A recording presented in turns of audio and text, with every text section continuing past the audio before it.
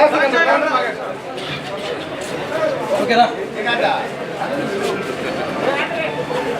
ప్రభాకర్ రెడ్డి నాయకత్వం, ప్రభాకర్ రెడ్డి నాయకత్వం, ఆదాల ప్రభాకర్ నాయకత్వం, ఆదాల ప్రభాకర్ నాయకత్వం, ఆదాల ప్రభాకర్ నాయకత్వం, ఆదాల ప్రభాకర్ నాయకత్వం. ఈరోజు కరుపర్తిపాడ గ్రామం నుంచి యువకులు ఇంకా పెద్దలు అందరూ దగ్గర దగ్గర 50 మంది పార్టీలో చేరడం చాలా సంతోషం. మిమ్మల్ని అందరినీ కూడా మనస్ఫూర్తిగా స్వాగతిస్తూ రాబోయే రోజుల్లో మీ ప్రాంత అభివృద్ధికి కానీ మీ ప్రాంతంలో ఉండే సంక్షేమం కానీ మిమ్మల్ని అందరినీ కూడా భాగస్వామ్యం చేసి మీ అందరితో మేము కలిసి నడుస్తామని కూడా ఈ సందర్భంగా తెలియజేసుకుంటూ మరొక్కసారి మీ అందరికీ ఆత్మీయంగా స్వాగతం పలుకుతూ. హాయ్ అండి, వెల్కమ్ టు సువర్ణ మీడియా. నేను మీ హేమంత్ మాట్లాడుతున్నాను. సో ఇప్పుడు ఎక్కడున్నామంటే ఆదాల ప్రభాకర్ రెడ్డి గారి ఆఫీసులో ఉంటున్నాం. అయితే గత కొద్ది రోజుల నుంచి మాత్రం నెల్లూరు రాజకీయం మాత్రం చాలా మార్పు చెందిందని మాత్రం మీరు చెప్పవచ్చు. నిన్నటి దినం కూడా చాలా గొప్ప అంటే వేరే పార్టీ నాయకులు కూడా, జిల్లా స్థాయి నాయకులు కూడా వేరే పార్టీ వైఎస్ఆర్సీపీ కండవ పుచ్చుకోవడం కానీ తీర్థం పుచ్చుకోవడం జరిగింది. అయితే ఈరోజు మాత్రం వందల సంఖ్యలో ఉదయం కాలం నుంచి కూడా ఇప్పటి వరకు కూడా ఆదాల ప్రభాకర్ రెడ్డి గారు అలాగే మల్రెడ్డి కోటమిరెడ్డి గారు వాళ్ళ యొక్క ఆధ్వర్యంలో చాలామంది వందల మంది సో వైఎస్ఆర్సీపీలో జాయిన్ అవ్వడం జరుగుతుంది. సో అయితే ఈ నేపథ్యంలో ఎందుకు ఇలాంటి మార్పులు జరుగుతున్నాయనేటువంటి విషయం సో మన దగ్గర మన మధ్యలో ఉన్నటువంటి ఎమ్మెల్యే క్యాండిడేట్గా ఉన్నటువంటి శ్రీ ఆదాల ప్రభాకర్ రెడ్డి గారు ఉన్నారు. వాళ్ళకి తెలుసుకుని ప్రయత్నం చేద్దాం. సార్ నమస్తే. సార్ నమస్తే సార్. చెప్పండి సార్, ఇటీవల కాలంలో రాజకీయంలో చాలా మార్పులు వచ్చాయని మాత్రం తెలుస్తుంది సార్. అంటే ఇప్పటి వరకు బయటపడకుండా ఉన్నారు. ఇప్పుడు ఈరోజు మన జగన్మోహన్ రెడ్డి గారు చేస్తున్న సంక్షేమ కార్యక్రమాలకైతేనేమి, మేము గత 25 సంవత్సరాలుగా రాజకీయాల్లో మా మంచితనం అయితేనేమి, అభివృద్ధి అయితేనేమి ప్రజలకంతా కూడా తెలుసు. జనరల్గా పబ్లిక్కు అభివృద్ధిని, సంక్షేమాన్ని, వాళ్ళకి క్యాండిడేట్ మంచితనాన్ని కూడా చూస్తారు. కాబట్టి ఇవన్నీ మేము ఈ గత 25 సంవత్సరాలుగా డెవలప్ చేసుకున్నాం.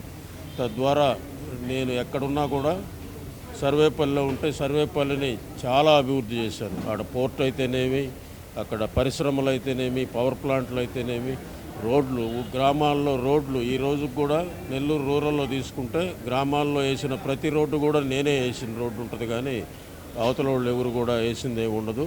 కాబట్టి తప్పకుండా మమ్మల్ని ఆశీర్వదించేదానికి అందరు కూడా ముందుకు వస్తారు. మాకు మంచి విజయం చేకూరుతుందని మేము ప్రగాఢంగా విశ్వసిస్తున్నాం. సార్ చెప్పండి సార్, ప్రాముఖ్యంగా 3 పార్టీలు కలిసి ఈవెన్ జనసేన కావచ్చు, కాంగ్రెస్ కావచ్చు, ప్రతి ఒక్కరు కూడా అన్ని కూడా 3 కూటమిలు కూడా చేరి బీజేపీ కూడా సహితము టీడీపీకి చేరి చేస్తుంది. సో ఎలాంటి ప్రభావితం చేస్తుంది ఎస్పెషల్ నెల్లూరులో? నెల్లూరులో బీజేపీ ప్రభావం ఏమీ ఉండదు. జనసేన ప్రభావం కూడా చూశారు కదా మీరు. నిన్న సాయంత్రం జనసేన అధ్యక్షుడే మా పార్టీలో చేరడం. కాబట్టి ఆ పార్టీలు 3 పార్టీలు ఏమీ ఉండదు. ఇక్కడ 10కి 10 సీట్లు కూడా పాత నెల్లూరు జిల్లాలో తప్పకుండా మేము గెలవబోతున్నామని కూడా ఈ సందర్భంగా తెలియజేస్తాం. Thank you sir, thank you so much. So చూశారు కదండి, ఇక్కడ మరొక స్థానికుడు ఉన్నాడు. తను అడిగే ప్రయత్నం చేద్దాం. ఎంతవరకు వైఎస్ఆర్సీపీ ప్రభావితం చూపించబోతున్న రాబోయే ఎన్నికల్లో వాళ్ళని అడిగి తెలుసుకునే ప్రయత్నం చేద్దాం. చెప్పండి భాయ్, ఏం పేరు మీ పేరు? నా పేరు Umar Farooq, AP young leaders రాష్ట్ర ఉపాధ్యక్షుడు. ఇప్పుడైతే వైఎస్ఆర్సీపీ పార్టీ మనకు కంపల్సరీగా 2024 ఎన్నికల్లో, ఇప్పుడు జరగబోయే స్థానిక ఎన్నికల్లో తప్పనిసరిగా రాష్ట్ర వ్యాప్తంగా మంచి ఒక ఇదిగా గెలవడానికి చాలా కారణాలు ఉన్నాయి. అందులో ఏంద్రా అంటే టీడీపీ ప్రభుత్వం ఏదైతే ఇంతకు ముందు నుంచి కూడా పొత్తు పెట్టుకుని వస్తూ ఉన్నింది, ఇంతకు ముందు నుంచి కూడా పొత్తులతోనే ఆ పార్టీ ముందుకు సాగుతూ ఉన్నింది. ఇప్పుడు కూడా అదే పందాలో మరి బీజేపీ ప్రభుత్వానికి పొత్తు పెట్టుకొని ఎప్పుడైతే రంగంలో దిగిందో అప్పటి నుంచి స్థానికంగా ఉన్నటువంటి ఈ రాష్ట్రంలో ప్రతి జిల్లాలో ముస్లిం సోదరులు ఆ పార్టీకి దూరం అవుతూ వస్తున్నారు. అలాగే దళిత సోదరులు కూడా నిన్న పురంధరేశ్వరి గారు ఏదైతే చెప్పారో, మా ప్రభుత్వం రాగానే కేంద్రంలో 4% రిజర్వేషన్లు తీసేస్తాము అని వాళ్ళు చెప్పడం, తర్వాత చంద్రబాబు నాయుడు గారు ఏదైతే ఒక ప్రెస్ మీట్లో ఆయన చెప్పడం ఏంటంటే పాస్టర్లకు 5,000 జీతభత్యాలు ఎందుకు, వాళ్ళకి రిజర్వేషన్స్ ఉన్నాయి అని చెప్పి దళితుల మీద ఇటు ముస్లిమ్స్ మీద ఒక విధమైనటువంటి కార్యాచరణ వాళ్ళు చెప్పడం, ఇదంతా కూడా ఏంటంటే ఆ పార్టీకి మ్యాక్సిమం దూరం అయిపోతూ ఉన్నారు. సార్ చెప్పండి భయ్య, ఇప్పుడు వాళ్ళంత ధైర్యంగా ఎప్పుడో పెట్టినటువంటి 4% రిజర్వేషన్ ముస్లిం సోదరులకు కానివ్వండి, అలాగే పాస్టర్లకైతే ఏదైతే కూడా, సో అవి తీసేయడంలో వాళ్ళ యొక్క ధీమా ఏంటో నాకు అర్థం కావట్లేదు. అది తీసేయాలంటే మొత్తం కూడా ఏది రిజర్వేషన్ లేకుండా చేయాలని చెప్పి వాళ్ళ ఇదనమాట. ఆల్రెడీ ఇంతకుముందు నల్ల చట్టాలు తెచ్చేసి ఆ నల్ల చట్టాల్లో ఎన్ఆర్సీ అని చెప్పేసి, తర్వాత ఇప్పుడు కొత్తగా యూసీసీ అంటే యూనిఫామ్ సివిల్ కోడ్ అని చెప్పేసి ఒక చట్టాన్ని తీసుకొచ్చింది. దాన్ని రూపొందించాలని చెప్పి, అంటే ఒకే చట్టం ఒకే న్యాయం, ఎవరికి కూడా ఏది ఉండకూడదు, అందరికి కూడా సమ న్యాయం ఉండాలని చెప్పేసి వాళ్ళు ఆలోచిస్తూ ఉన్నారు. కాకపోతే వాళ్ళ లోపల అంటే బయట ఇలా ఉందన్నమాట, లోపల ముసుగులో ఏముందంటే తప్పనిసరిగా ఇది హిందూ రాష్ట్రంగా చేయాలని చెప్పి, ఇది హిందూ రాష్ట్రమే, ఇది హిందూ రాష్ట్రం కాకుండా లేదు కదా, హైందవ రాష్ట్రం, హిందూ రాష్ట్రంగా. కానీ వీళ్ళు ఏం చేస్తున్నారంటే అది ఏదో ఒక కుల రాజకీయాలు, మత రాజకీయాలు తీసుకొచ్చి విడదీయాలని చెప్పేసి రాజకీయాలు చేస్తూ ఉన్నారు. సో ఎటకెలకి చెప్పండి, ప్రస్తుత పరిస్థితి రాబోయేటువంటి ఎన్నికల్లో రూరల్ అభ్యర్థిగా ఆదాల ప్రభాకర్ రెడ్డి గారు పోటీ చేస్తున్నారు. తన యొక్క ప్రభావితం ఎలా ఉంది? మీరు ఎక్కడైనా చూడండి, ఈ రూరల్ నియోజకవర్గం మొత్తంలో కూడా ఆదాల ప్రభాకర్ రెడ్డి గారి పేరు మారి మోగిపోతూ ఉంది. ఎందుకంటే తక్కువ సమయంలో ఎక్కువ అభివృద్ధి జరిగింది. నెల్లూరు రూరల్ పరిధిలో ఎక్కువ అభివృద్ధి, 150 కోట్ల రూపాయలతో అభివృద్ధి కార్యక్రమాలు చేపట్టినటువంటి ఘనత ఆదాల ప్రభాకర్ రెడ్డి గారిది. అదేవిధంగా ముస్లింలకు కానివ్వండి, క్రైస్తవులకు కానివ్వండి, హిందువులకు కానివ్వండి, కుల మత అతీతంగా, కులాలకు మతాలకు వర్ణాలకు వర్గాలకు అతీతంగా ఆదాల ప్రభాకర్ రెడ్డి గారు ఈరోజు చేస్తున్నటువంటి ఆ అభివృద్ధి కార్యక్రమాలు ఎంతో నచ్చుతున్నాయి, ప్రజల్లో ముందుకు దూసుకెళ్ళిపోతూ ఉంది. తప్పనిసరిగా ఆదాల ప్రభాకర్ రెడ్డి గారు ఈ నెల్లూరు నియోజకవర్గం నుంచి, రూరల్ నియోజకవర్గం నుంచి రాష్ట్రంలో ఎక్కడ లేనటువంటి అంత మెజారిటీ, అంటే చెప్పడానికి కూడా మాకు ఎదురుగా ఉంది, అంత బంపర్ మెజారిటీతో నెల్లూరు రూరల్లో అభ్యర్థిగా గెలవబోతా ఉన్నారని చెప్పేసి దానికి తార్కాణం మన ముందే కనిపిస్తాం. చెప్పండి భయ్య, చివరిగా ఒక ప్రశ్న. రీసెంట్గా ఇటీవల వృద్ధాప్య పెన్షన్ ఒక 2-3 డేస్ లేట్ అయింది, కొంతమంది వృద్ధులు సతమతమయ్యారు, ఇబ్బంది పడ్డారని తెలుసు. సో అది దానికి మీరు ఎలా స్పందిస్తారు?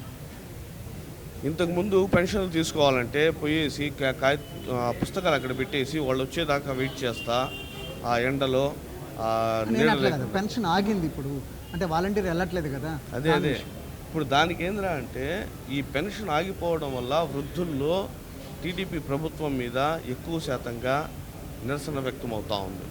అదేవిధంగా ఏదైతే వైఎస్ జగన్మోహన్ రెడ్డి గారి ఆ పాలనలో ఆయన చేసినటువంటి ఆ వాలంటీర్ వ్యవస్థ ఏదైతే ఉందో ప్రపంచవ్యాప్తంగా అందరూ కూడా దాన్ని ప్రశంసిస్తూ ఉన్నారు. కానీ ఈ రాష్ట్రంలో కేవలం రాజకీయం కోసం వాలంటీర్లను పక్కన పెట్టేసి ఆ వాలంటీర్లు లేకుండా చేయడానికి ఇది ఒక పన్నాగం పన్నుతూ ఉన్నారు. వాలంటీర్ వ్యవస్థ అయితే ముందుకు ఉంటే కానీ తప్పనిసరిగా ఈ అవ్వాతాతల పెన్షన్లు అన్నీ కూడా వాళ్ళ ఇళ్ల దగ్గరికే మళ్ళీ చేరతాయి. జగన్మోహన్ రెడ్డి గారి ప్రభుత్వం మళ్ళీ వస్తుంది 2024లో, తప్పనిసరిగా మళ్ళీ అది యథావిధిగా కొనసాగుతుందని చెప్పేసి.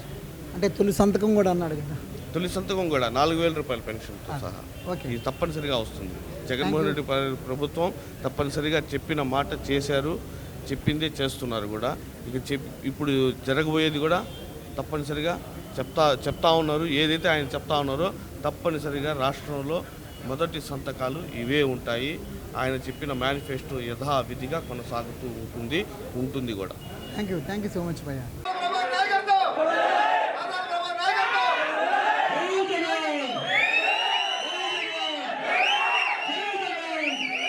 సో ఇక్కడ వైఎస్ఆర్సీపీ నాయకులు, సీనియర్ నాయకులు, ఇక్కడ ఈ ప్రాంతంలో ఉన్నటువంటి స్థానికులు ఉన్నారు. వారిని అడిగి తెలుసుకునే ప్రయత్నం చేద్దాం. వైఎస్ఆర్సీపీలో తీర్థం పుచ్చుకోవడానికి పలు ప్రాంతాల నుంచి, అలాగే ఈ రోజైతే మాత్రం కనుపర్తిపాడు, రకరకాల విలేజ్ నుంచి మాత్రం వందల సంఖ్యలో వైఎస్ఆర్సీపీలో చేరడం జరిగింది. సో ప్రాముఖ్యంగా ఇక పథకాల విషయంలో అయితే మాత్రం పథకాల విషయంలో మాత్రం జగను వైఎస్ఆర్సీపీ మాత్రం విజయవంతం అవుతుందా, లేకపోతే పథకాలు పనిచేస్తున్నాయి అనేది మాత్రం స్థానికులను అడిగి తెలుసుకునే ప్రయత్నం చేద్దాం. సార్ చెప్పండి సార్, మీ పేరు ఏం పేరు? నా పేరు రాజశేఖర్, పసుపులేటి రాజశేఖర్. సార్ చెప్పండి సార్, ఈరోజు ఎందుకు వందల సంఖ్యలో మన మల్లెడ్డి కోటారెడ్డి గారి సమక్షంలో చాలా వందల మంది చేరుతున్నారు, అలాగే ఆదాల ప్రభాకర్ రెడ్డి గారి దగ్గర ఆఫీసులో కూడా కిక్కిరిసిపోయారు, ఏంటి ప్రధానమైన కారణం ఏంటొచ్చు? ఇక్కడ వైఎస్ఆర్సీపీలో జరిగే సంక్షేమ కార్యక్రమాలకి జనాలు బాగా దానికి ఇదైపోయి పూర్తిగా ప్రభావితమయ్యి వైఎస్ఆర్సీపీని గెలిపించేదానికి అందరూ సాయశక్తుల కృషి చేస్తున్నారు. 100% ఎన్ని రాజకీయ పార్టీలు మమేకమైనా కూడా ఈ వైఎస్ఆర్సీపీని ఎవరు ఏమీ చేయలేరు. నెల్లూరులో కంచుకోట వైఎస్ఆర్సీపీ, దీన్ని ఎవరు చేల్చలేరు. తర్వాత అసలు రూరల్లో మనకి ఎవరు ఊహించని పరిణామం జరిగింది. మనం అనుకోకుండా మంచి నాయకులు దీంట్లో జాయిన్ కావడము, దీన్ని ప్రభావితం చేసి మంచి పొజిషన్కి వైఎస్ఆర్సీపీని రూరల్లో గెలిపించేదానికి ప్రతి ఒక్కరూ కృషి చేస్తున్నారు. అయితే తప్పకుండా జగన్ యొక్క పథకాలు ప్రతి సామాన్యుడికి ఈవెన్ దో దారిద్ర్యకు తక్కువ ఉన్న ప్రతి ఒక్కరి మీద కూడా ప్రభావితం చూపిస్తుంది. వాళ్ళు ఎంతో మేలు పొందుతున్నారు అంటున్నారు. దానికి మీరేమంటారు? 100%. ఎందుకంటే నేనే చూసా, మాకే సచివాలయాల్లో ఎంతమంది లబ్ధి పొంది ఆడకొచ్చి ఎంతమంది ఆనందంగా నాకు ఈరోజు ఇది వచ్చింది, మా ఇంటికి వచ్చి ఇస్తున్నారు, ప్రతి పథకము మాకు చేరుతుంది అని ఎంతోమంది ఆనందంగా చూసి ఆనందపడుతున్నారు. అదేవిధంగా రూరల్లో మనం అనుకోకుండా మంచి నాయకులు కోటారెడ్డి ఆధ్వర్యంలో ఎంతో ఇప్పటికే వేల మంది పార్టీలో చేరి ఆయనకు అండగా నిలబడి గెలుపుకి విజయాన్ని సాధిస్తామని అందరూ చెప్తున్నారు. Thank you so much. So మరొక స్థానికుడు ఉన్నాడు, వాళ్ళని తెలుసుకుని ప్రయత్నం చేద్దాం. సో నిజంగా చెప్పాలంటే మాత్రం రూరల్లో మాత్రం ఎట్టకేలకు చాలామంది ప్రభావితం జరుగుతుంది. చాలామంది వేరే పార్టీ నుంచి నాయకులు కూడా, ఈవెన్ దో జిల్లా స్థాయి నాయకులు కూడా, అధ్యక్షులు కూడా, పార్టీ అధ్యక్షులు కూడా వైఎస్ఆర్సీపీ తీర్థం పుచ్చుకోవడం జరుగుతుంది. సో అటైతే మన స్థానికులు ఉన్నారు. స్థానికులు ఎవరు, ఎక్కడి నుంచి వచ్చారు, సో వైఎస్ఆర్సీపీ ప్రభుత్వం ఎలాగ విజయవంతం కాబోతుందనే మాటలు వాళ్ళని తెలుసుకుని ప్రయత్నం చేద్దాం. సార్ చెప్పండి, మీ పేరేం పేరండి? మల్లికార్జున గారు చెప్పండి. రాబోయే ఎన్నికల్లో మే 13వ తారీఖున ఎన్నికలు జరగబోతున్నాయి. సో వైఎస్ఆర్సీపీ ప్రభుత్వం ఎలాంటి ప్రభావితం చూపించబోతుంది? 100% జగన్మోహన్ రెడ్డి సీఎం అవుతాడు, ఆదాల ప్రభాకర్ రెడ్డి గారు ఎమ్మెల్యే గారు అవుతారు. వాళ్ళు చేసినటువంటి అభివృద్ధి, జగన్మోహన్ రెడ్డి గారు చేసినటువంటి అభివృద్ధి పనులే ఈరోజు వాళ్ళు శ్రీరామ రక్షగా గెలుస్తారని మేము ఆశిస్తున్నాము. చెప్పండి, ఇప్పుడు కొంతమంది పథకాల వల్ల ఒక శ్రీలంక అయిపోయిందని, పథకాల వల్ల చాలా దిగజారిపోతుంది, అప్పుల పాలైపోతుంది అంటున్న తరుణంలో సో టీడీపీ నాయకత్వం టీడీపీ నాయకత్వం కూడా పథకాలు అంటున్నారు. సో దానికి మీరేమంటారు? వాళ్ళు పెడతారు, సూపర్ 6లు సూపర్ 7 అన్నారు కదా. వాళ్ళు అప్పుడే శ్రీలంక వద్దే, చైనా వద్ద వాళ్ళు పెట్టారు కదా. ఇప్పుడు కరోనా టైంలో అన్నం తినడానికి కూడా, కరోనా టైంలో అన్నం లేని పరిస్థితుల్లో కూడా, 10,000 రూపాయలు 5,000 రూపాయలు అప్పు తెచ్చుకోలేని పరిస్థితుల్లో కూడా, లాక్డౌన్ టైంలో నెల్లూరు టౌన్లోకి రాని టైంలో కూడా జగన్మోహన్ రెడ్డి గారు ఆ రోజు 18,500 మాకు వేసి ఆ రోజు మాకు అన్నం పెట్టినటువంటి మహానుభావుడు.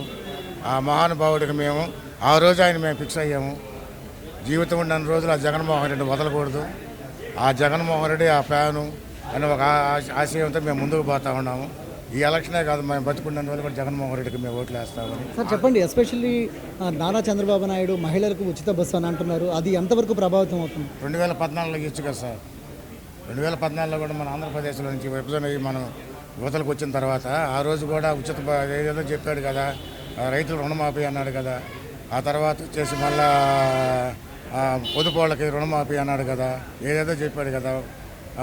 చదువుకున్న పిల్లలకి నెల వాళ్ళకి నిరుద్యోగ వృత్తి ఇస్తాడు కదా, ఇచ్చాడా సార్? అవన్నీ కొన్ని ఇచ్చారు కదా, కొన్ని పథకాలు ఏమి ఇచ్చాడు చెప్పండి సార్? అదే పసుపు కుంకుమ ఇచ్చాడు, ఎలక్షన్కి ఇచ్చాడు సార్ 10,000, 5 సంవత్సరాలు చేసాం 10,000 ఇచ్చాడు సార్. అదే జగన్మోహన్ రెడ్డి 1,97,000 రూపాయలు మాకు ఈరోజు ఇచ్చాడు. ఆరోగ్యశ్రీ అయితే ఏముంది, మా భార్యకి బాగలేకుండా ఆరోగ్యశ్రీ అయితే ఏముంది, మాకు నెల పింఛన్ అయితే ఏముంది, అన్ని రకాలుగా ఈరోజు మాకు 1,97,000 ఇచ్చాడు. అది దాని సంగతి కూడా పక్కన పెడితే ఇంకొకటి ఏంటంటే కరోనా టైంలో మాకు అన్నం పెట్టాడు, అదే మాకు గొప్పసారి.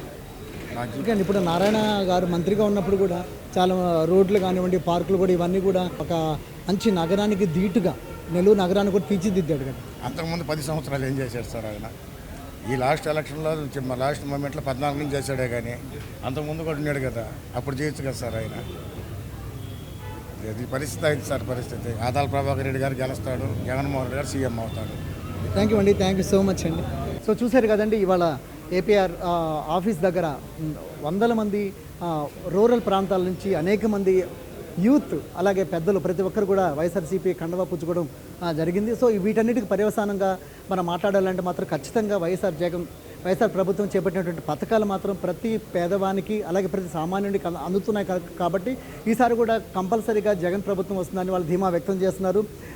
దట్టు రూరల్ ప్రాంతంలో సీనియర్ నేత ఆదల ప్రభాకర్ రెడ్డి గారు అంటే మాత్రం ప్రతి ఒక్కరు కూడా ఆయన మీద ఒక మంచి గుడ్ అభిప్రాయం ఉంది కాబట్టి సో తను కూడా రూరల్ ప్రాంతానికి కానీ అలాగే సర్వేపల్లి నియోజకవర్గంలో చేసినటువంటి సేవ కానీ ప్రతి ఒక్కరు కూడా గుర్తు చేసుకుంటున్నారు. సో ఆదల ప్రభాకర్ రెడ్డి గారిని తప్పకుండా ఈసారి బంపర్ మెజారిటీతో వాళ్ళు గెలిపించుకొని ఈసారి తప్పకుండా రాష్ట్రంలో కూడా వైఎస్ఆర్ జగన్ పార్టీని ఈసారి వాళ్ళు జెండా ఎగరవేస్తారని ధీమా వ్యక్తం చేస్తున్నారు. కెమెరామెన్ కోటితో మీ హేమంత్.